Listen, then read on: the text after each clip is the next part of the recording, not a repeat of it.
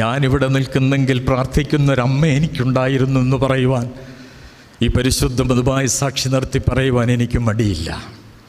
കഷ്ടതകളും പ്രയാസങ്ങളും ദുഃഖങ്ങളും ദുരിതങ്ങളുമൊക്കെ ഉണ്ടെങ്കിലും പ്രാർത്ഥിക്കുന്നൊരമ്മ, അവരെ മറന്നിട്ട് ഞാൻ ഈ മധുവായുടെ മുന്നിൽ നിന്ന് പോകുന്നത് ശരിയല്ലല്ലോ.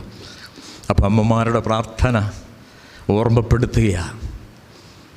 അപ്പം ഈ ശതാധിപൻ, നിങ്ങൾക്കറിയാം, എത്രയോ പ്രാവശ്യം കേട്ടതാണ്. അവൻ കവർന്നഭൂമിയിലെത്തിയപ്പോൾ ഒരു ശതാധിപൻ വന്നവനോട്, കർത്താവേ, എൻ്റെ ബാല്യക്കാരൻ പക്ഷപാതം പിടിച്ച് കഠിനമായി വേദനപ്പെട്ട് വീട്ടിൽ കിടക്കുന്നു എന്നപേക്ഷിച്ചു. അവൻ അവനോട്, ഞാൻ വന്നവനെ സുഖമാക്കാമെന്ന് പറഞ്ഞു. അതിന് ശതാധിപൻ, എൻ്റെ കുറിവാക്യം ഇതാ, കർത്താവേ, നീ എൻ്റെ പുരയ്ക്കകത്തു വരുവാൻ ഞാൻ യോഗ്യനല്ല. ഇന്നത്തെ